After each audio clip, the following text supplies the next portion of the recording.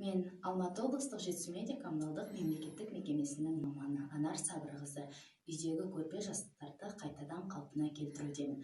Карантин уақытына байланысты барлық көрпе жастықтарды қалпына келтіретін орындар жабық тұр. Сол себептен де өзім үйдегі көрпелерді жаңартып жатырмын.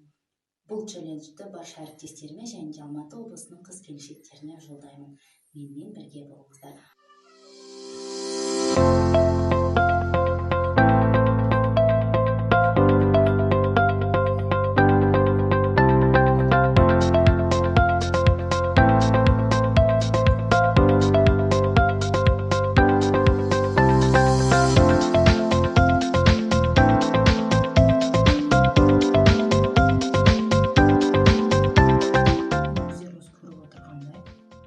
Көрпені қуыстап біттім. Енді қабыл процесін бастадым.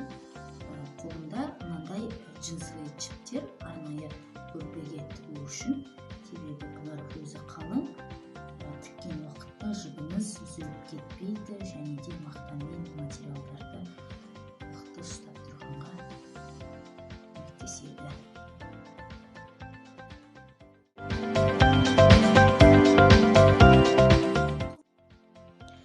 Бағанадан бері жасаған көрпем осымен бітті. Мына жерде ақ сызықтар, ол сабынның іздері болатын. Тігісім тік шығу үшін қолдандым. Ал ана жерде жатқан материалмен мен қазір бұл көрпені қаптайтын боламын. Себебі көрпе шаң болады, кір болады. Жүнді қайта-қайта алып, салып жумау үшін сол материалмен қаптаймын. Одан кейін барып тісін кигізетін боламын.